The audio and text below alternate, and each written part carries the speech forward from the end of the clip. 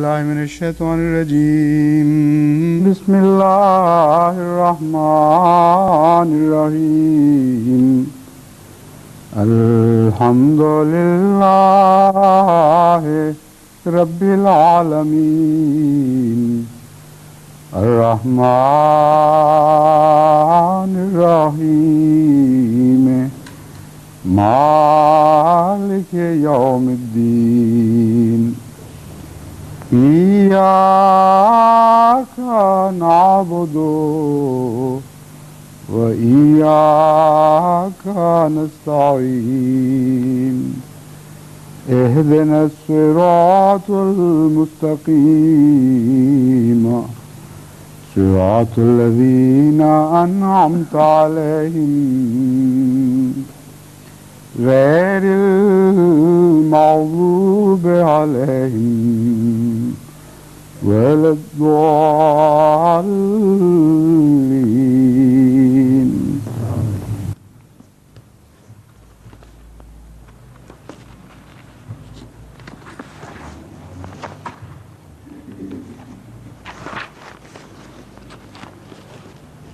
To fully comprehend the meaning of Ne'ma, اگر نعمہ لفظ کا ترجمہ صحیح طرح سمجھنا ہو جس طرح وہ صراط الذین انعمت علیہم میں بیان کیا گیا ہے، we turn to dictionary and then we start تو سب سے پہلے ہم نے لغت سے استفادہ کیا on this verse which I read to you. اور پھر ہم نے اس آیت پہ کچھ گفتگو کی، Study of dictionary halfway. لیکن ہم نے لغت کے آدھے معنی چھوڑ دیے تھے، Many connotations اس کے باوجود کہ لغت میں بہت سارے تراجم پائے جاتے ہیں نعمہ لفظ کے، observation. لیکن امام راغب نے اپنی مفردات میں ایک بہت ہی دلچسپ اور بہت ہی ایک اہم نقطہ بیان کیا ہے، Connection between the word Nama جس میں انہوں نے نامہ لفظ اور جانوروں کی ایک خاص قسم جن کو الانعام کہا جاتا ہے ان میں ایک تعلق جوڑا ہے، called Al-Anam. And An-Nam اور انعام ابل کو کہتے ہیں یعنی اونٹ کو. So Imam Raghib mentions this اس لحاظ سے امام راغب اس کا ذکر کچھ یوں بیان کرتے ہیں. Now where have I left that? النام مختص بالإبل وجمعه أنعام وتسميته بذلك لكون الإبل عندهم أعظم نعمة لكن الأنعام تقال للإبل والبقر والغنم. According to Imam Raghib, امام راغب کے مطابق انعام لفظ جو کہ نعمہ میں سے نکلا ہے name of ایک ایسے جانور کا نام ہے جو کہ ابل سے مشہور ہے یعنی اونٹ، and it is مختص اور وہ مختصم بالابل ہے typically used for camel, یعنی واحد کے صیغے میں یہ ہمیشہ اونٹ کے لیے استعمال کیا جاتا ہے. also in its dual form when it is referred to two, اور جب وہ دو چیزوں کے متعلق ہو again limited in its use تو ایک دفعہ پھر وہ صرف اونٹوں کے لیے استعمال کیا جاتا ہے، and it does not apply the word in tasniya. اور تثنیہ کے صیغے میں وہ اور کسی جانور پر نہیں اطلاق پاتا، It becomes a plural, that is Allah. لیکن جب وہ جمع کے صیغے میں آ جائے یعنی الانعام Many other, تو پھر اس میں اور بھی بہت سارے جانور شامل ہو جاتے ہیں جیسے کہ بکر اور غنم. this is a peculiarity of this اس لحاظ سے یہ اس لفظ کی ایک خاصیت ہے کہ جب وہ یعنی نام لفظ کی خاصیت ہے کہ جب وہ واحد کے صیغے میں استعمال ہو تو یہ صرف ابل کے لیے ابل کے معنوں میں لیا جاتا ہے، اور جب جمع کے صیغے میں استعمال ہو تو الانعام بن جاتا ہے اور سارے جانور بھی آ جاتے ہیں. لیکن ہم اس بات کی وجہ کی طرف بعد میں آئیں گے. امام راغب کے مطابق اس کی وجہ یہ ہے کہ عرب یہ گمان کرتے تھے کہ ابل اللہ تعالیٰ کی طرف سے سب سے بہترین نعمت ہے، لیکن اس کی وجہ انہوں نے بیان نہیں کی. but this leads us to لیکن یہ ایک ایسی دلچسپ چیز ہے جو کہ ہمیں نعمہ لفظ کی تحقیق کے متعلق مزید بڑھاتی ہے، to اور اس کا سب سے بہترین نعمت کے ساتھ کیا تعلق ہے، یعنی نبوت کے ساتھ. کیونکہ ہم جب اس پہ زیادہ غور کریں گے تو آپ حیران ہوں گے کہ ان دونوں کے درمیان ایک تعلق ضرور ہے.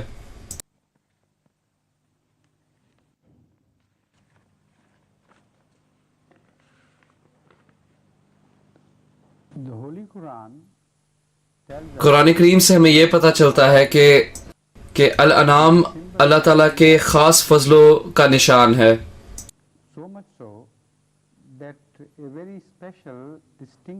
اس حد تک کہ الانعام کے متعلق قرآن کریم میں ایک خاص اصطلاح استعمال کی گئی ہے جس میں تمام قسم کے مویشی شامل ہو جاتے ہیں. اور یہ ایک ایسا مقولہ ہے جو کہ قرآن کریم میں کسی اور جانور کے لیے نہیں استعمال کیا گیا، جس سے یہ ثابت ہوتا ہے کہ اللہ تعالیٰ الانعام لفظ کے ذریعے ایک بہت خاص خوبی بیان کرنا چاہتا ہے، اور وہ یہ ہے کہ وَأَنزَلَ لَكُم مِّنَ الْأَنْعَامِ ثَمَانِيَةَ أَزْوَاجٍ. Allah has caused 8 pairs of اللہ تعالیٰ نے تمہاری خاطر الانعام کے 8 جوڑے تمہاری خاطر نازل کیے ہیں. اب یہ جانوروں کا نازل ہونے کا تصور ایک بہت ہی عجیب و غریب قسم کا تصور ہے، کیونکہ آپ اس چیز کا تصور کیسے کر سکتے ہو کہ آسمانوں سے جانور نازل ہو رہے ہوں. تو اس سے یہ پتہ چلتا ہے کہ انزلہ لفظ کے خاص معنی ہے. انزلہ میں یہ خاصیت ہے کہ جب کبھی بھی انزلہ لفظ کسی بھی چیز کی خوبیوں کو بیان کرنے کے لیے استعمال ہو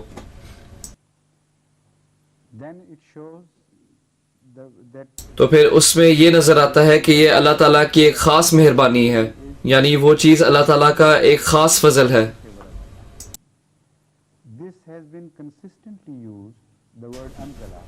انزلہ کا لفظ اس طرح اور بھی بہت ساری چیزوں کے لیے استعمال ہوا ہے.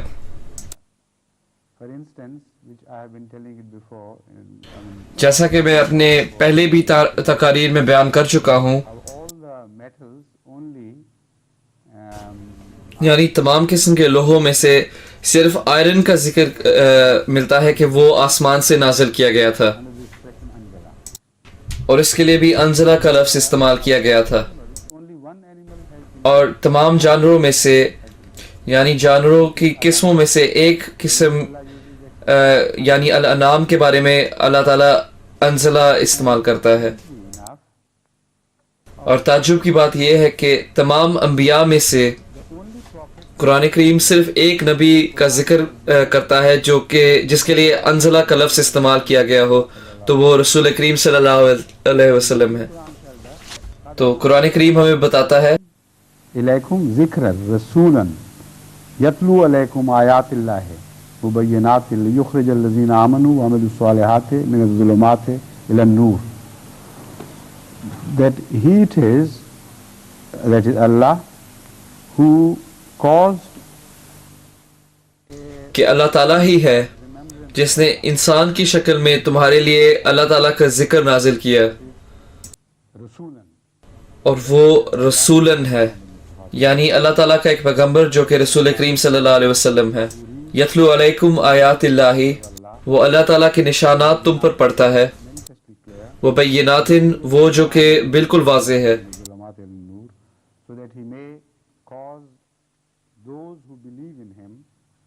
تاکہ اس کے ذریعے وہ لوگ جو اللہ تعالیٰ پر ایمان رکھتے ہیں وہ تاریکی کو چھوڑ کر روشنی میں آ جائیں.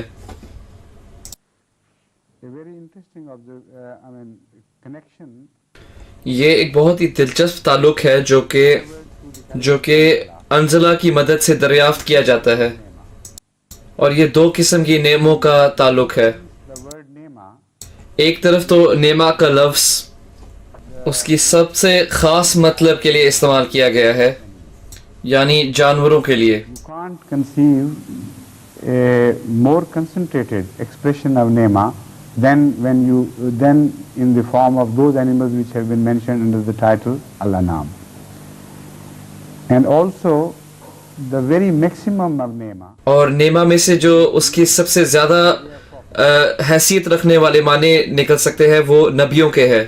اور ان میں سے سب سے اونچے درجے پر اور سب سے بہترین رسول کریم صلی اللہ علیہ وسلم ہے۔ اس لحاظ سے اس میں کوئی اتفاق نہیں یا اس میں کوئی شک نہیں کہ یہ دونوں نعمتیں جو اپنی نسل میں سب سے اونچے درجے پر ہے، تو ان کے لیے انزلہ لفظ استعمال کیا گیا ہے، کیونکہ جیسے کہ میں نے آپ کو بتایا کہ انزلہ سے مراد جسمانی طور پر نازل ہونا نہیں ہوتا، ہو بھی سکتا ہے لیکن اس سیاق و سباق میں نہیں۔ اس سے مراد صرف اللہ تعالیٰ کی ایک بہت خاص نعمت اور فضل ہے، also shown special favor or a very special quality of اور اللہ تعالیٰ کی ایک خاص فضل اور نعمت in another expression. ایک اور مقولہ سے بھی ثابت ہوتی ہے، Quran uses جس میں جب قرآن کریم میں یہ پایا جاتا ہے کہ اللہ تعالیٰ نے کسی چیز کو اپنے ہاتھوں سے بنایا ہو، although there is no such thing as hand. اس طرح کے ہاتھ نہیں جس کا ہم تصور کرتے ہیں، Adi is used in the لیکن قرآن کریم میں ایدی کا لفظ بھی بطور نعمہ استعمال کیا گیا ہے۔ ad in itself has the sense of عید کا لفظ بھی خاص فضلوں کے لیے استعمال کیا جاتا ہے، and very special qualities. And also ad has a sense of great اور اس کے ساتھ ہی عید کا لفظ طاقت کے لیے بھی استعمال کیا جاتا ہے، something لیکن جب اللہ تعالیٰ یہ کہتا ہے کہ میں نے کسی چیز کو اپنے ہاتھوں سے بنایا ہے، Holy Quran means تو ہمیشہ قرآن کریم میں اس سے یہ ثابت ہوتا ہے کہ یہ آپ کے لیے ایک بہت خاص تخلیق ہے، ورنہ تو قرآن کریم بتاتا ہے کہ اللہ تعالیٰ نے سب کچھ بنایا ہے، universe also is بلکہ کائنات کی تخلیق کے متعلق بھی یہ ذکر ہے کہ اللہ تعالیٰ نے اپنے ہاتھوں سے بنائی ہے، has a very special significance یعنی اس کائنات کی تخلیق میں ایک بہت ہی خاص اہمیت ہے۔ in the universe. لیکن اس کائنات میں تمام چیزوں میں سے بعض ایسی ہیں جن کے بارے میں اللہ تعالیٰ نے اپنا خاص غور فرمایا، اور ان کے لیے کہا جاتا ہے کہ اللہ تعالیٰ نے ان کو اپنے ہاتھوں سے بنایا ہے۔ Anam again اور تعجب کی بات یہ ہے کہ ان تمام چیزوں میں سے انعام کا بھی ذکر آتا ہے، because we see کیونکہ قرآن کریم میں لکھا ہے أَوَلَمْ يَرَوْا أَنَّا خَلَقْنَا لَهُم مِّمَّا عَمِلَتْ أَيْدِينَا أَنْعَامًا فَهُمْ لَهَا مَالِكُونَ. Don't they observe? کیا وہ اس بات کا مشاہدہ نہیں کرتے Of all the best کہ تمام ان بہترین چیزوں میں سے جو ہم نے ان کے لیے بنائی ہے، ان میں سے انعام بھی ہے، یعنی تمام مویشی جانور، with our own hands. اور ان کو ہم نے اپنے ہاتھوں سے بنایا ہے۔ Anzala اسی طرح انزلہ والا مقولہ ادھر بھی اظہار کیا جاتا ہے، لیکن ایک اور طریق سے۔ coming to Hazrat sallallahu alaihi اب ہم رسول کریم صلی اللہ علیہ وسلم پر غور کرتے ہیں کہ کیا ان کا بھی اسی طرح ذکر ملتا ہے کہ ہم نے رسول کریم صلی اللہ علیہ وسلم کو اپنے ہاتھوں سے بنایا ہے؟ جی بالکل اسی طرح ہے، لیکن اکثر مفسرین اس نقطے کو نہیں سمجھ سکے۔ we read in the Holy Quran قرآن کریم میں سورہ سواد میں لکھا ہے قال يا إبليس ما منعك أن تسجد لما خلقت بيدي. Whatever prevented you from bowing down? تجھے کس بات نے روکا تھا کہ تو اس وجود کے سامنے سجدہ نہ کرے جس کو ہم نے اپنے ہاتھوں سے بنایا ہے؟ Now this is normally اب translated by عمومی طور پر بعض مفسرین اس کا ترجمہ کچھ یوں کرتے ہیں applying to کہ وہ اس کا اطلاق حضرت آدم پر ڈال دیتے ہیں، Hazrat Masih Maud alayhi salatu wassalam. لیکن حضرت مسیح موعود علیہ الصلوۃ والسلام نے ہمیں متعدد دفعہ یہ بات بتائی ہے کہ جب کبھی بھی حضرت آدم علیہ الصلوۃ والسلام کی تخلیق کا ذکر پایا جاتا ہے قرآن کریم میں، جہاں شیطان کو یہ حکم دیا جاتا ہے کہ وہ اس کو سجدہ کرے، تو اللہ تعالیٰ کے ذہن میں اس وقت جو سب سے پہلا خلیفہ اور سب سے بہترین خلیفہ ہوتا ہے وہ رسول کریم صلی اللہ علیہ وسلم ہے، Only the first اور حضرت آدم علیہ الصلوۃ والسلام اس خلافت کا پہلا مرحلہ ہے، جو ابھی ترقی پا کر وہ خاص چیز نہیں بنے جو کہ رسول کریم صلی اللہ علیہ وسلم تھے۔ اس طرح حقیقت میں آدم اور خلیفہ سے مراد دراصل رسول کریم صلی اللہ علیہ وسلم ہے، and all the rest who are referred اور تمام وہ لوگ جو کہ ان دو خطابات کے تحت مخاطب کیے گئے ہیں ان سب کی اس کے متعلق ایک ثانوی حیثیت ہے۔ in this place تو اس خاص جگہ پر sallallahu alaihi wasallam اس بات میں کوئی شک نہیں کہ رسول کریم صلی اللہ علیہ وسلم تخلیق میں سب سے کامل تھے، اور خلافت سے اصل مراد وہی تھے، اور حقیقی آدم وہی تھے جن کے لیے یہ تمام کائنات بنائی گئی تھی۔ لولاک ما خلقت الافلاک، یہ بھی ایک ایسی روایت ہے جو کہ اسی موضوع پر روشنی ڈالتی ہے۔ یعنی اگر تو اس تمام تخلیق کا خاص مقصد نہ ہوتا تو پھر ہم اس کائنات کو بناتے ہی نہ، تو ہی اس کا مقصد تھا، کیونکہ وہ سب سے بہترین تھے۔ اس لحاظ سے ہمیں یہاں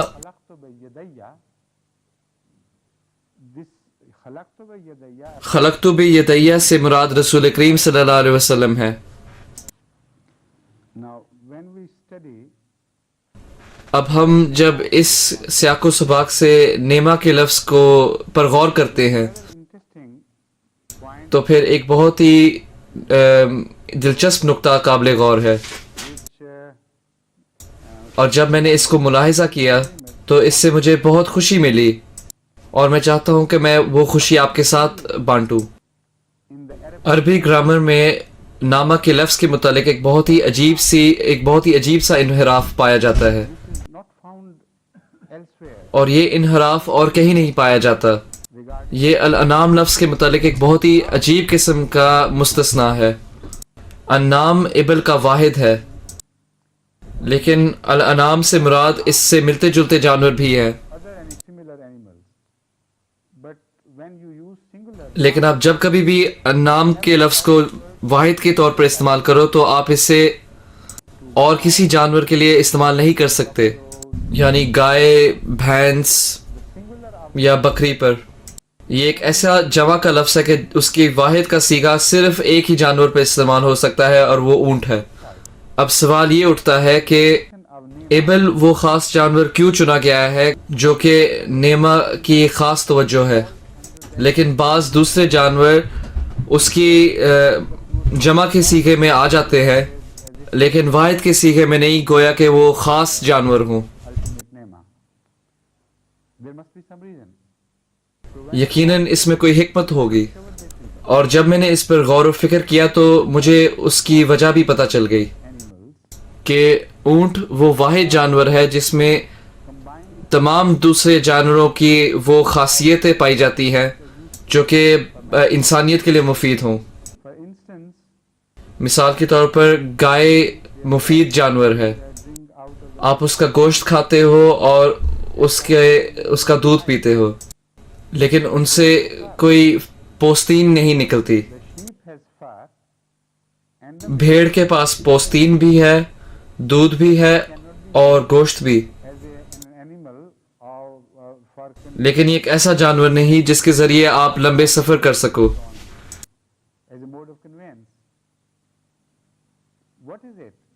وہ کون سا جانور ہے جس میں یہ تمام چیزیں پائی جائے؟ تو وہ صرف ایک ہی جانور ہے، اور وہ ہے ابل۔ تعجب کی بات ہے کہ ابل کے اندر یہ تمام نعمتیں ہیں۔ آپ ابل کی خال کو نہ تو صرف کپڑوں کے لیے استعمال کرتے ہو بلکہ خیمے بنانے کے لیے بھی استعمال کرتے ہو، جیسا کہ قرآن کریم اس کا ذکر کرتا ہے، اور تم اس کے گوشت کو کھاتے ہو اور اس کے دودھ کو پیتے ہو، اور وہ تمہیں لمبے لمبے سفروں پر بھی لے کے جا سکتا ہے۔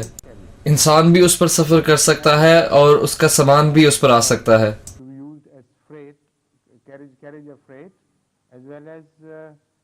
تو وہ سامان کو بھی رکھ سکتا ہے، اور جس طرح کہ گھوڑا یا گدھا انسان کو اپنے اوپر یا انسان اس پر سفر کر سکتا ہے، تو اس لحاظ سے بھی استعمال کیا جاتا ہے۔ تو اسی طرح ایک ہی جانور ہے جس میں تمام انعام کی خوبصورت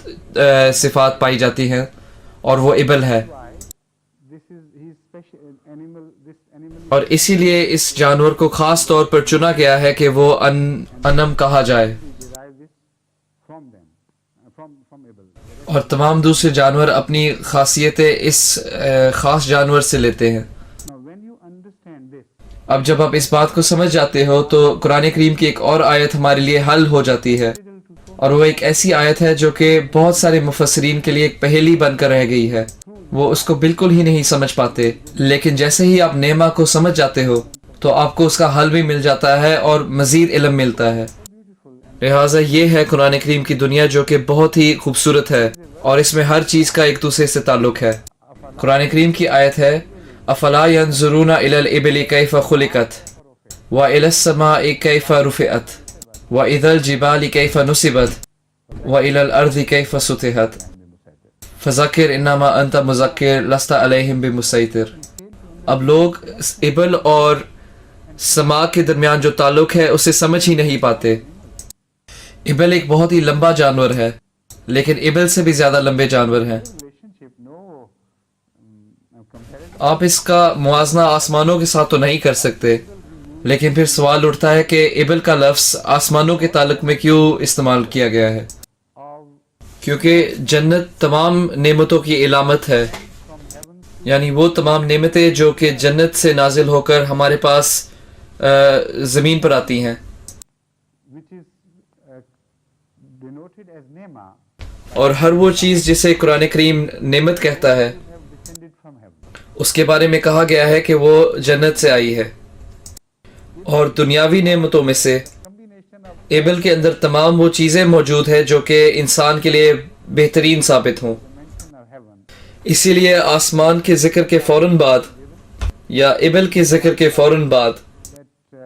یہ بات واضح کی جاتی ہے کہ یہ ایبل اس وجود کی تخلیق ہے جس نے آسمانوں کو بھی بنایا ہے۔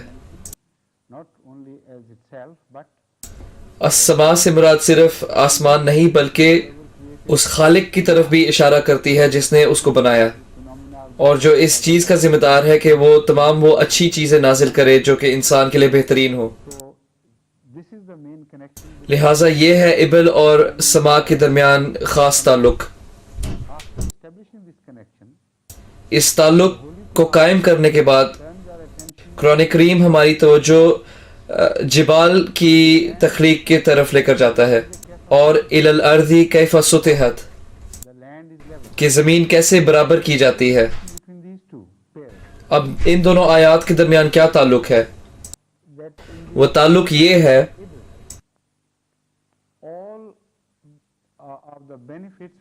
تمام وہ خصوصیتیں جو کہ ایبل کے بنانے میں شامل کی گئی تھی، وہ تمام چیزیں اللہ تعالیٰ نے خود معین کی، اور اس میں انسان کا کوئی ہاتھ نہیں تھا۔ ایبل کو اللہ تعالیٰ نے اس لحاظ سے بنایا کہ وہ انسان کے لیے سب سے زیادہ مفید جانور ثابت ہو، اور وہ ایک ایسی نعمت تھی جو کہ آسمانوں سے نازل کی گئی، جیسا کہ قرآن کریم اس کا ذکر کرتا ہے بہت سارے الفاظ کے ذریعے۔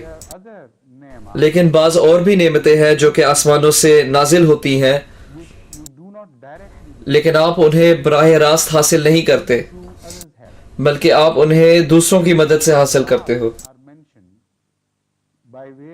لیکن جبال کا ذکر اس طریق سے آتا ہے کہ بعض قسم کی نعمتیں بالآخر آپ تک پہنچ جاتی ہیں،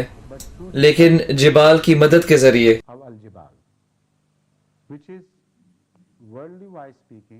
اگر دنیاوی نظریے سے دیکھیں تو اس سے مراد بارش اور پانی ہے جو کہ تمام زندگیوں کی ذمہ دار ہے، اور اگر مذہبی نظریے سے دیکھیں تو اس سے وحی کا نازل ہونا ہے، اللہ تعالیٰ کی کتب کا نازل ہونا، اور یہ بھی عام بندے تک خود بخود نہیں پہنچتی،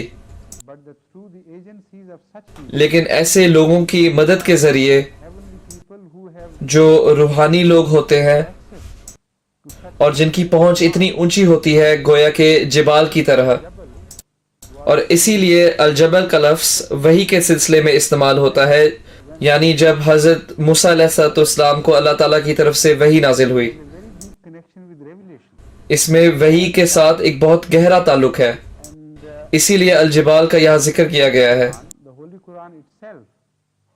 اور قرآن کریم کا خود بھی ذکر الجبل کے لفظ کے تحت کیا گیا ہے۔ لو انزلنا هذا القرآن على جبل، میں اس کی مزید وضاحت کروں گا۔ نبیوں کا اس انداز سے ذکر کیا گیا ہے کہ ان کے اندر جبل کی خاصیتیں ہوتی ہیں، لیکن پچھلی آیت کے ذکر میں جبل سے مراد اللہ تعالیٰ کی وحی ہے،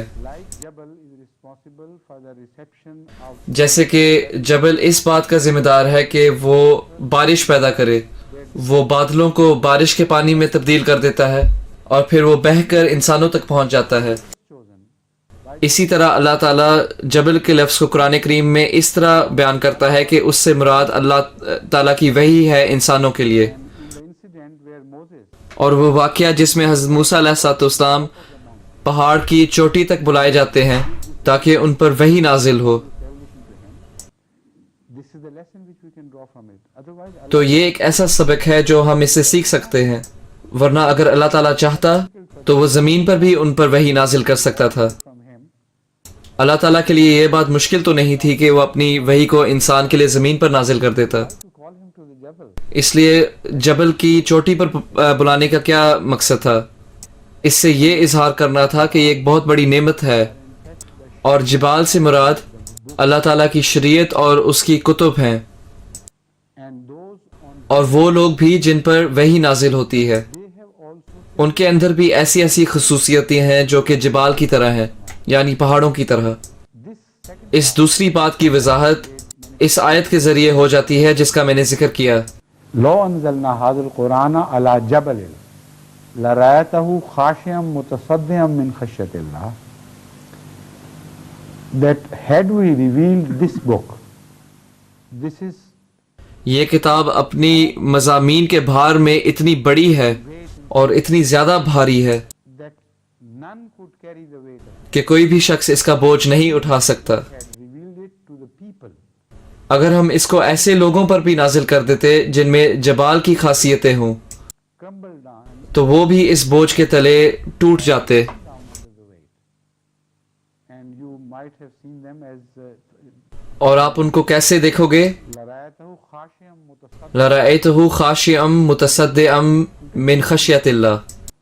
وہ بالکل ہی ٹوٹے ہوئے ہوتے۔ there is one exceptional jabal, لیکن صرف ایک مستثنا جبل ہے اور وہ رسول کریم صلی اللہ علیہ وسلم ہے، quality and capacity جس کے اندر یہ طاقت اور وسعت تھی کہ وہ اس وحی کو حاصل کرتے۔ اور یہی موضوع ایک اور جگہ بہت ہی وضاحت سے بیان کیا گیا ہے ایک اور آیت میں، where Allah tells us inna aradna al-amanata ala as-samawati wal-ardi wal-jibali fa-abayna an yahmilnaha wa ashfaqna minha. Here people are mentioned having the جس میں اللہ تعالیٰ ہمیں بتاتا ہے یہاں ایسے لوگوں کا ذکر ہے جن میں جنتی صفات پائی جاتی ہیں۔ سما سے مراد وہ لوگ جن کے پاس جنتی صفات ہیں، اور ارد سے مراد ایسے لوگ جن کے پاس اردی صفات ہیں۔ الجبل سے مراد ایسے لوگ جن میں بہت زیادہ حوصلہ ہو اور بہت زیادہ وسعت ہو اور ایسی زبردست قابلیتیں ہیں کہ وہ اللہ تعالیٰ کے ساتھ ایک تعلق بنا بیٹھے، یعنی ان میں وحی حاصل کرنے کی قابلیت ہے، جیسے کہ جبال دنیاوی پانی حاصل کر سکتا ہے، اسی طرح ایسے لوگ جن کے اندر الجبل جیسی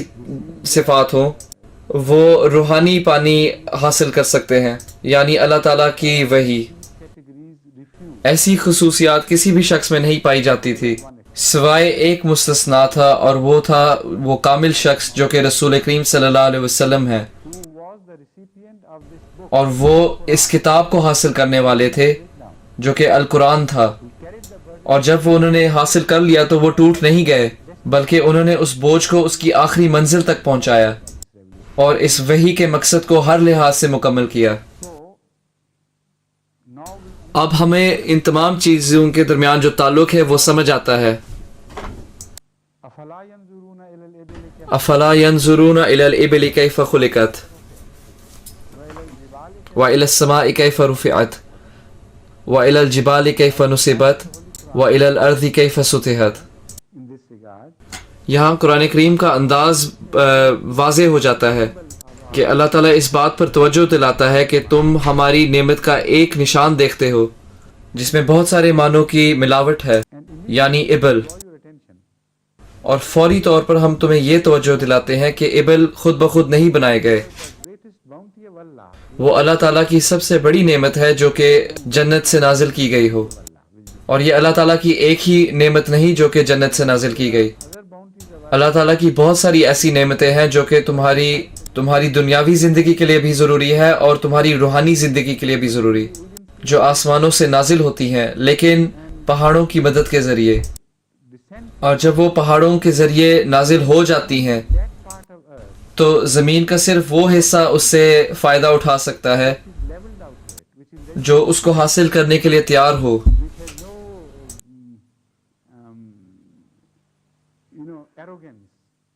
جس کے اندر کوئی تکبر نہ ہو۔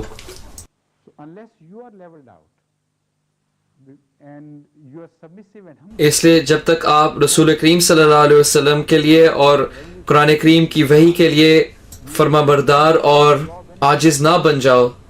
تب تک آپ اس نعمت سے کوئی فائدہ نہیں اٹھا سکتے۔ یہ تمام نعمتیں جو رسول کریم صلی اللہ علیہ وسلم پر نازل ہو رہی تھیں،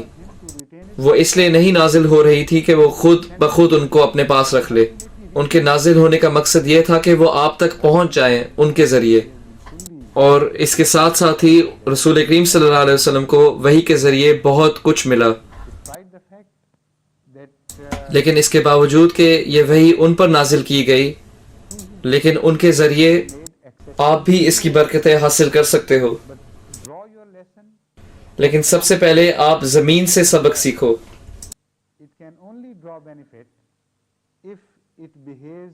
وہ زمین صرف تب فائدہ اٹھا سکتی ہے جب وہ اس نازل ہوتے ہوئے پانی کے ساتھ عاجزی کا رویہ اختیار کرے، اور جب یہ کہا جاتا ہے کہ وہ زمین برابر کر دی جاتی ہے، اس سے یہ پتہ چلتا ہے کہ اس میں کوئی انانیت نہیں یا کوئی تکبر نہیں یا اس میں کوئی دھوکے کا پہلو نہیں۔ اس لیے جب یہ ترجمہ زمین کے متعلق استعمال ہوتا ہے تو اس کا تصور ایسا بنتا ہے کہ ایک ایسی زمین ہو جو بالکل برابر ہو اور وہ پانی حاصل کرنے کے لیے تیار ہے، اور اگر وہ برابر نہ ہو تو پانی حاصل کرنے کے بعد بھی اسے کوئی فائدہ نہیں ہوگا، کیونکہ ہر کسان اس بات کو اچھی طرح جانتا ہے کہ زمین کو برابر کرنا بہت زیادہ ضروری ہے اگر پانی میں سے زیادہ فائدہ نکالنا ہو۔ اور میں بھی اپنی زندگی میں کسان رہا ہوں، مجھے بھی اس کا تجربہ ہے، اور مجھے اس بات کا اچھی طرح پتہ ہے کہ فصلوں کی اگائی میں یہ سب سے ضروری چیز ہے۔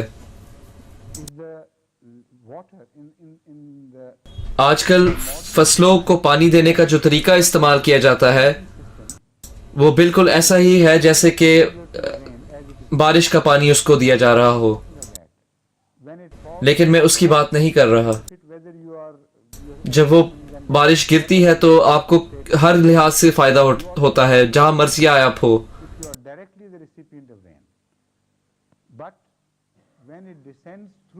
لیکن جب وہ پانی پہاڑ کے ذریعے زمین تک پہنچتا ہے،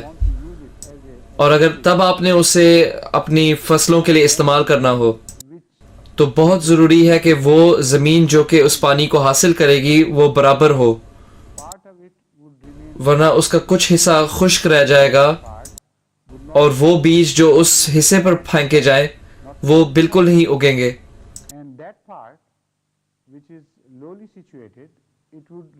اور کچھ حصہ ایسا ہوگا جس کو اپنی ضرورت سے زیادہ پانی ملے گا اور وہاں بھی بیج نہیں اگے گا۔ دراصل یہ ایک عاجزی کا سبق ہے جو اللہ تعالیٰ ہمیں دینا چاہتا ہے۔ اللہ تعالیٰ ہمیں یہ سکھانا چاہتا ہے کہ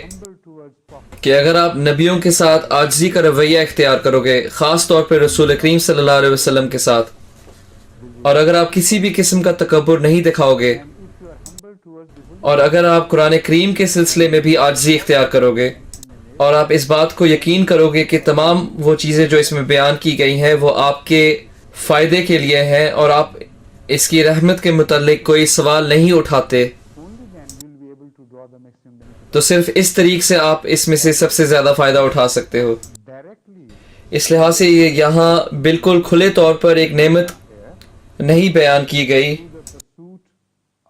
لیکن نعمت لفظ کے ترجمے کے تلاش میں ہم اس بہترین آیت تک پہنچ جاتے ہیں، اور ہم اس قابل ہوئے کہ ہم اس آیت کو اچھی طرح سمجھ سکے، اور ہمیں اچھی طرح پتہ چل گیا ہے کہ ایک نعمت ہی تھی جس کا ذکر کیا جا رہا تھا۔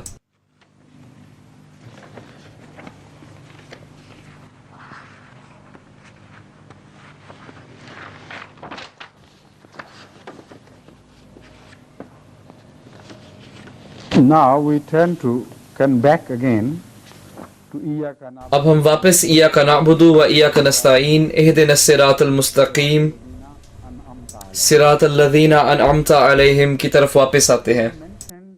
the जैसा कि मैंने पहले जिक्र किया था कि सिरात मुस्तकीम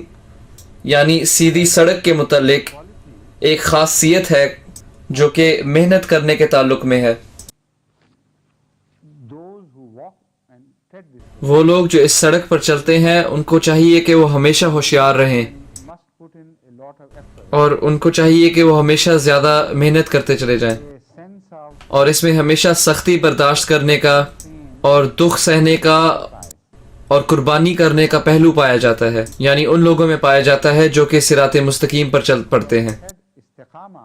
क्योंकि जैसा कि मैंने पहले भी कहा था कि इस्तिकामा में भी कुर्बानी का पहलू पाया जाता है ताकि एक ख़ास खूबी कायम रहे। manifest in every expression of the word, इस लिहाज से कुरान करीम में जहाँ कहीं भी नेमा के लफ्ज़ का जिक्र मिलता है तो इसी चीज़ का इजहार होता है, it has been discussed in detail in so many places. और इस चीज़ का जिक्र इतनी जगहों पर हुआ है कि मेरे लिए मुमकिन नहीं कि मैं इसको मुकम्मल तौर पर बयान करूं, The Holy Quran लेकिन मैं आपको इसलिए बता रहा हूं ताकि आप कुरान करीम को इस नज़रिए से पढ़ो। picked out one particular illustration, मैंने एक ख़ास मिसाल चुनी है जो कि सबसे ज़्यादा ज़रूरी है, and that is और वो ये है कि Ihdina Sirat, जब हम सिरातल लज़ीना अनअमता अलैहिम कहते हैं the first application of Anamta Alayhim, तो अनअमता अलैहिम से सबसे पहली मुराद इबादत लेनी चाहिए, because the whole thing started with the word Ibadah. क्योंकि तमाम सिलसिला ही इबादत के लफ्ज़ से शुरू हुआ था। इय्याका नअबुदु व इय्याका नस्तईन, And he, तू ही है जिसकी हम इबादत करते हैं और तू ही है जिससे हम मदद तलब करते हैं। now Ibadah is the most important इबादत वो सबसे ज़रूरी ज़रिया है जिसके ज़रिए अल्लाह ताला से मदद तलब की जाती है, और ये मदद हमारी तरफ दूसरी आयत में आती है, Mustaqim, इहदिना सिरातल Mustakim. symbol of fulfillment. ये हमारी दुआ के कबूल होने का निशान है। Nasta'in, Allah says, all right, we इय्याका नस्तईन, अल्लाह ताला कहता है कि ठीक है हम तुम्हारी मदद करते हैं, इस तरीके से कि हम तुम्हें एक और मुफीद दुआ की तरफ लेकर जाते हैं, Iyyaka na'budu, और वो दुआ ये है इहदिना सिरातल मुस्तकीम, just to the right path. कि हमें सीधी राह पर लेकर जा। Na Anamta Alayhim, सिरातल लज़ीना अनअमता अलैहिम, on whom you have bestowed उन लोगों की राह पर जिन पे तूने अपने इनामात जाहिर किए। people.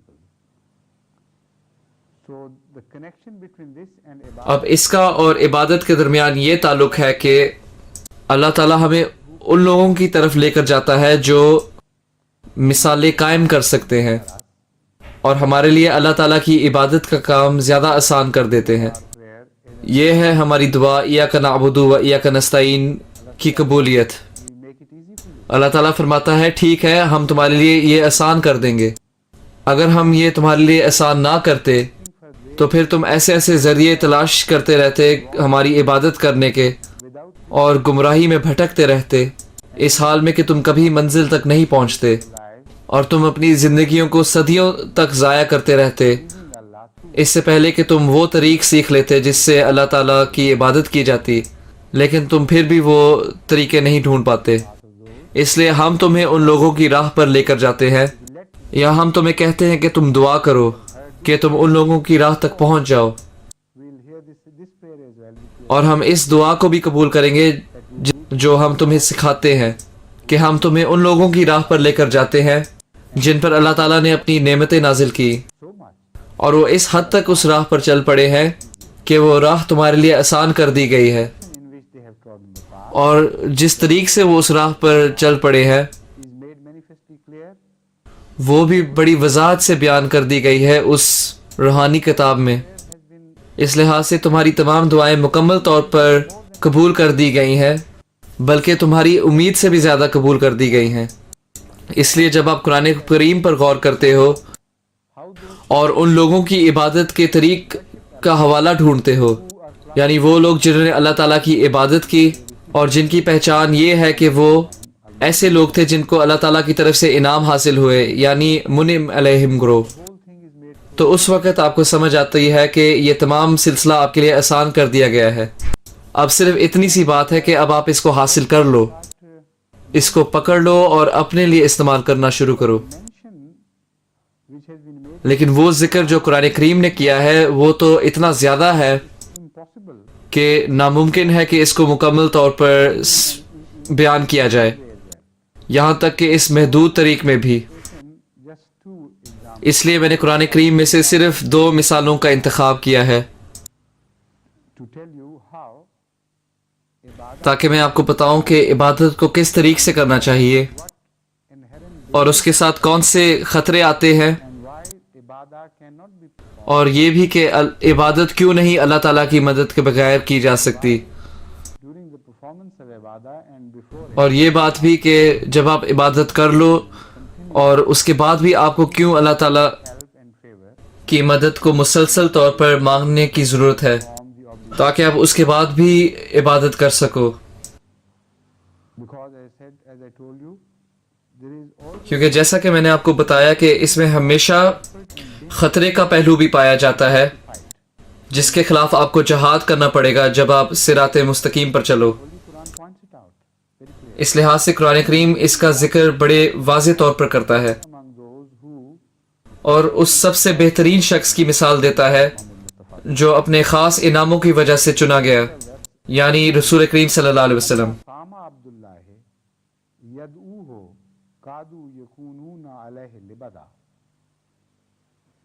that even محمد مصطفیٰ صلی اللہ علیہ وسلم is not کہ جب رسول کریم صلی اللہ علیہ وسلم بھی اپنے رب کی عبادت کے لیے کھڑے ہوتے ہیں تو ان کو بھی کبھی امن کے ساتھ اکیلا نہیں چھوڑ دیا جاتا. جب کبھی بھی وہ عبادت کے لیے کھڑے ہوئے تاکہ وہ سجدے میں جھکیں اور اپنے رب سے اپنی وفاداری کا اظہار کرے، of the تو پھر بہت ساری ایسی طاقتیں جو کہ عبادت کے خلاف ہوں، satanic expressions and things یعنی شیطانی طاقتیں، تو ایسی طاقتیں ان کو ہر طرف سے گھیر لیتی ہیں attached to him اور وہ ان کے ساتھ چپک جاتی ہیں اور کوشش کرتی ہیں کہ وہ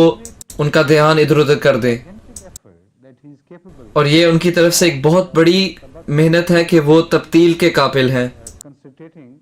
entirely یعنی صرف اور صرف اللہ تعالیٰ پر توجہ کرنا. to the thought of Allah, to the memory of Allah. So if he is not even لہٰذا اگر رسول کریم صلی اللہ علیہ وسلم بھی ان طاقتوں سے نہیں بچے جو عبادت کے خلاف ہیں how you lesser men تو پھر آپ جیسے عام لوگ کیسے بچ سکتے ہو؟ so you یہی تو سبق ہے. اس لیے ضروری ہے کہ آپ ان کی پیروی کرو، ان کی پیروی آپ عبادت کے طریق میں کرو in fulfilling اور عبادت کی ذمہ داریوں کو ادا کرنے میں کرو. follow him you will not be able جب تک آپ ان کی پیروی نہیں کرو گے to as worship تب تک آپ بطور عابدین اپنی ذمہ داریاں نہیں ادا کر سکو گے. اب یہ وہ کون سی چیز ہے جو ان کے ارد گرد آ جاتی ہے؟ it was not in fact اس کا ذکر بھی قرآن کریم میں ملتا ہے. an embodiment دراصل یہ مکمل طور پر شیطان کا ایک وجود نہیں ہوتا، of Satan whatever form in whatever form it was اور نہ تو یہ اس لحاظ سے شیطان تھا جس طرح ہم اس کو جانتے ہیں، type of phenomena بلکہ یہ ایک اور ہی قسم کی چیز تھی، of اس فعل سے ملتی جلتی جب شیطان انسانوں پر حملہ کرتا ہے. we are told by the Holy کیونکہ قرآن کریم ہمیں بتاتا ہے کہ was so رسول کریم صلی اللہ علیہ وسلم اپنی سوچ میں اتنے زیادہ مشغول تھے betterment of the cause of the Muslims and کہ مسلمان کیسے بہتر ہو سکتے ہیں اور اسلام کیسے پھیل سکتا ہے، task اور ان کی روزانہ کی زندگی میں اتنے زیادہ کام تھے overlaid in me کہ وہ حد سے زیادہ ایسے کاموں میں مشغول ہو گئے تھے. started praying اور جب کبھی بھی وہ دعا کرنا شروع کرتے تو ان کے ذہن میں ایک دنیاوی سوچ نہیں تھی جو ان کو اللہ تعالیٰ کے ذکر سے بھٹکاتی تھی، بلکہ وہ اللہ تعالیٰ کے کام تھے جو ان کے ذہن کے ارد گرد تھے اور جو ان کو اللہ تعالیٰ کے ذکر سے بھٹکاتے تھے، this happened to those کیونکہ وہ ہمیشہ اس کے متعلق فکر مند رہتے تھے کہ صحابہ کا کیا ہوگا، کہ فلاں علاقے کے مسلمانوں کا کیا ہوگا، کہ ان جنگوں کا کیا بنے گا، یا جو مسلمانوں کے خلاف ظلم ہوئے ان کا کیا، اور اصحاب صفا کو کیسے کھلانا ہے. there was so much of Islamic اس لحاظ سے اسلام کے اتنے زیادہ کاموں کی فکر مندی تھی جنہوں نے ان کے ذہن کو گھیر لیا تھا، aloof اس حد تک کہ اس مکمل علیحدگی جو کہ اللہ تعالیٰ کی عبادت کے لیے سخت ضروری ہے اس علیحدگی میں دخل اندازی ہو گئی تھی، اور چونکہ وہ ایک بہت ہی نیک بندے تھے، وہ تو نیکی کا پیکر تھے، اس لحاظ سے وہ رکاوٹیں جن کا انہوں نے سامنا کیا ان میں بھی ایک نیکی کا پہلو پایا جاتا تھا۔ لیکن ہم جیسے عام لوگ، ہم بھی اپنی ذاتی خواہشات کے بوجھ تلے ہوتے ہیں اور ہماری اپنی بھی ذاتی پریشانی ہوتی ہے۔ تو سوال یہ اٹھتا ہے کہ ہمارے ذہن کے گرد کیا چیز ہوگی جب ہم عبادت کے لیے کھڑے ہوں گے؟ ہمارے اندر اللہ تعالیٰ کے مذہب میں ترقی کے خیالات تو نہیں آئیں گے، بلکہ ہمارے کاروبار میں ترقی کے خیالات ہوں گے، ہمارے دنیاوی نقصانات کے خیال آئیں گے، اور ہمارے بیوی بچوں کے خیالات آئیں گے، ہمارے کپڑوں کے متعلق خیال آئیں گے، ہماری دنیاوی خواہشات کے خیال آئیں گے۔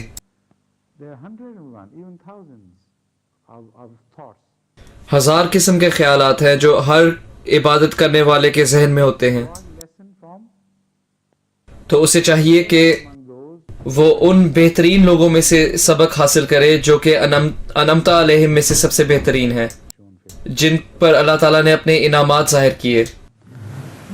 انه لما قام عبد الله يدعوه كادوا يكونون عليه لبدا makes things easier for us. یہ ہمارے لیے چیزیں آسان بنا دیتا ہے، لیکن مشکلات کی طرف بھی اشارہ کرتا ہے۔ اب یہ کوئی محال مجسم نہیں ہے۔ حقیقت میں جب مشکلات کو وضاحت سے بیان کیا جاتا ہے تو وہ چیز آپ کے لیے زیادہ آسان بنا دی جاتی ہے۔ اگر وہ مشکلات آپ سے چھپائی جائیں تو پھر وہ چیز آپ کے لیے زیادہ مشکل بن جاتی ہے۔ اس لیے ان مشکلات کو کھلی طور پر بیان کرنا اور ان تمام مشکلات کی تعداد کو بیان کرنا جو کسی بھی مسافر کے سامنے آ سکتی ہیں جو صراط مستقیم پر چلے، تو اس کی یہ غرض نہیں کہ اس کی حوصلہ شکنی ہو یا اسے پریشانی میں مبتلا کر دیا جائے، بلکہ اس کی غرض یہ ہے کہ کام اس کے لیے زیادہ آسان کر دیا جائے، کیونکہ جب تک آپ کو کسی سفر کے خطروں کا نہ پتہ ہو تو آپ ان سے بچ نہیں سکو گے۔ جب تک آپ کو ذمہ داری کے بوجھ کا احساس نہیں ہوگا تب تک آپ اپنے اندر اتنی طاقت نہیں پیدا کر سکتے جس کے ذریعے آپ اس بوجھ کو اٹھاؤ۔ مثال کے طور پر اگر آپ ایک ایسی اینٹ اٹھاؤ جو کہ لگتی تو ایسے ہو کہ وہ کاغذ کی بنی ہوئی ہے لیکن حقیقت میں وہ مٹی کی بنی ہوئی ہوتی ہے، تو آپ نسبتاً بہت کم طاقت استعمال کرتے ہو اس اینٹ کو اٹھانے میں، اور ہو سکتا ہے کہ اس کام میں آپ اپنے جوڑ کو جھٹکا دے دو، اور بعض دفعہ آپ کو ایک بہت لمبی چوٹ لگ جاتی ہے اس کی وجہ سے، اور صرف اس وجہ سے کیونکہ آپ نے کم طاقت استعمال کی اور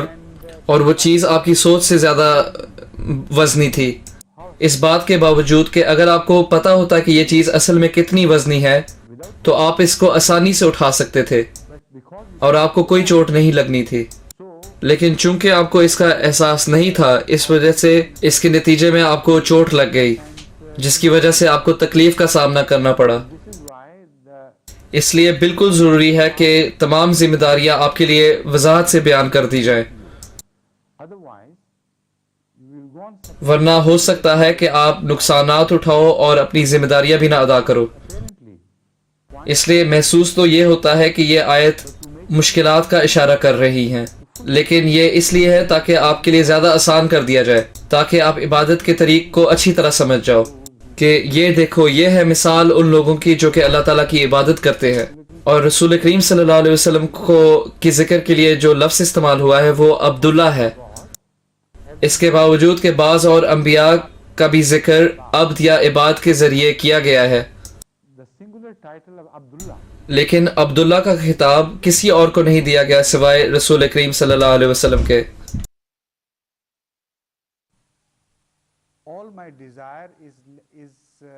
میری مکمل خواہش یہ ہے کہ میں عبادت کروں، اور یہ بھی کہا جاتا ہے کہ رسول کریم صلی اللہ علیہ وسلم یا تو مسجد میں پائے جاتے تھے یا ان کا جسم تو مسجد میں نہیں تھا لیکن ان کا دل ہمیشہ مسجد میں ہوتا تھا۔ this is لہٰذا یہ وہ وجہ تھی جس کی وجہ سے رسول کریم صلی اللہ علیہ وسلم اس دعا کو کر سکے. جیسا کہ مرزا صاحب نے اس بات کو بیان کیا ہے، لا تسل ان طولہن و حسنہن، اور حسنہن و طولہن، that I can't describe. When somebody asked, I think it was حضرت عائشہ صدیقہ رضی اللہ عنہ، جی یہ حضرت عائشہ صدیقہ رضی اللہ تعالیٰ عنہا نے کہا تھا جب ان سے یہ پوچھا گیا کہ وہ رسول کریم صلی اللہ علیہ وسلم کی نماز کو بیان کرے تو انہوں نے کہا لا تسأل، اس بات کو مت پوچھو، کیونکہ اگر تم نے پوچھ بھی لیا تو میں اس کو مکمل طور پر بیان نہیں کر سکوں گی، نہ تو میں ان کی لمبائی کو بیان کر سکوں گی، نہ میں اس کی خوبصورتی کو بیان کر سکوں گی. تو اب یہ سوال اٹھتا ہے کہ خوبصورتی کیا ہے، یعنی نماز کے سلسلے میں خوبصورتی کیا ہوتی ہے. ہم اس بات کو خود نہیں مکمل طور پر سمجھ سکتے سوائے رسول کریم صلی اللہ علیہ وسلم ہمیں سمجھا دیں. اور نماز میں خوبصورتی یہ ہے کہ نہ تو صرف حسن بلکہ احسان بھی. حسن اور احسان ملتے جلتے الفاظ ہیں. احسان کا لفظ حسن میں سے ہی نکلا ہے، یہ باب افعال ہے، بلکہ وہ اس باب میں اس کی خوبصورتی کو مزید عطا کرتی ہے، اور اس میں ایک ایسی خاصیت پائی جاتی ہے کہ وہ اس خوبصورتی کو دوسروں تک بھی پہنچاتی ہے. لیکن جب یہ ہماری نمازوں کے متعلق ہو تو اس کے ایک بہت خاص معنی ہوتے ہیں، اور ان خاص معنی کا اظہار رسول کریم صلی اللہ علیہ وسلم ہمارے لیے کرتے ہیں. وہ بتاتے ہیں کہ الاحسان، احسان کیا ہے؟ خوبصورت کرنا. جب آپ رسول کریم صلی اللہ علیہ وسلم کی تعریف اور ان کی خوبصورتی کے بارے میں پڑھو تو آپ بھی چاہتے ہو کہ آپ بھی وہ خوبصورتی حاصل کرو، اور آپ کو اس خوبصورتی کی حقیقت کا نہیں پتہ، یہاں تک کہ حضرت عائشہ بھی نہیں بتا سکتی. تو پھر چاہیے کہ ہم رسول کریم صلی اللہ علیہ وسلم سے پوچھیں تاکہ وہ ہمیں بتائے کہ وہ خوبصورتی کیا ہے. تو پھر وہ ہمیں بتاتے ہیں کہ احسان سے مراد یہ ہے کہ اگر آپ نے اپنی نماز کو خوبصورت کرنا ہے، خوبصورتی کا ایک جگہ سے دوسری جگہ جانا، اسے احسان کہتے ہیں. تو یہاں احسان آپ کی نمازوں کے متعلق ہے. اگر آپ چاہتے ہو کہ آپ اپنی نمازوں کو خوبصورت کرو تو اللہ تعالیٰ کی عبادت کرو کأنک تراہ، گویا کہ آپ اللہ تعالیٰ کو دیکھ رہے ہو. فإن لم تکن تراہ فإنہ یراک، تو کم سے کم یہ گمان رکھو کہ اللہ تعالیٰ تمہیں دیکھ رہا ہے اگر آپ اللہ تعالیٰ کو نہیں دیکھ سکتے. تو یہ ہے ایک طریق جس سے آپ کی نمازیں زیادہ خوبصورت کی جا سکتی ہیں. اب تو یہ بات ہمارے لیے کافی واضح ہو گئی ہے. اس کے باوجود کہ آپ مکمل طور پر حضرت صلی اللہ علیہ وسلم کی نمازوں کی خوبصورتی کو نہیں جان سکتے.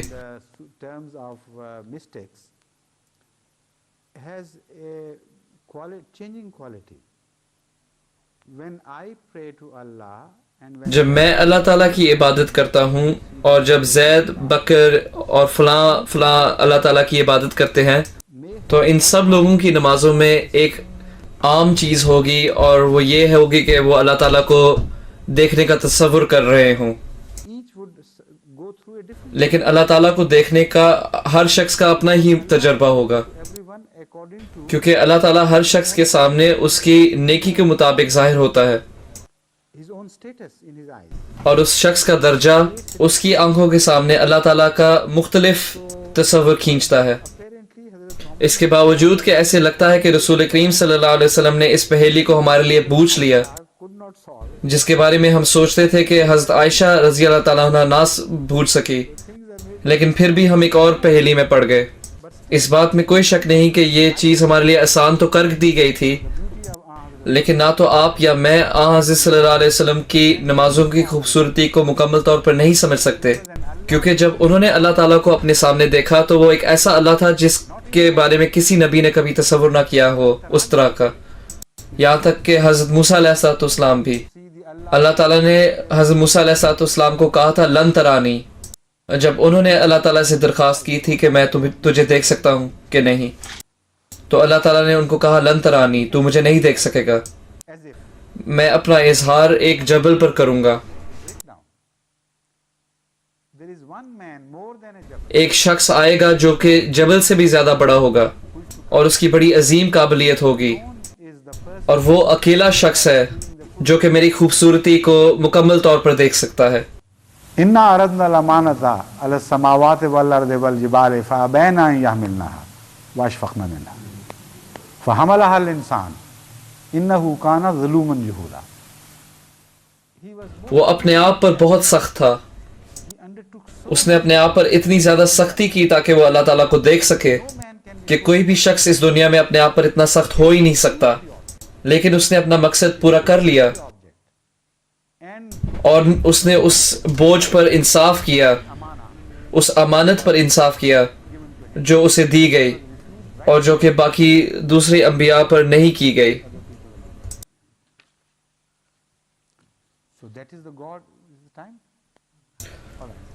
تو یہ ہے وہ خدا جو کہ رسول کریم صلی اللہ علیہ وسلم کے سامنے ظاہر ہوا۔ اس لحاظ سے آپ ان کی نمازوں کی خوبصورتی کا کیسے تصور کر سکتے ہو؟ لیکن پھر بھی ہمیں کوشش کرنی چاہیے کہ ہم اپنی نمازوں کو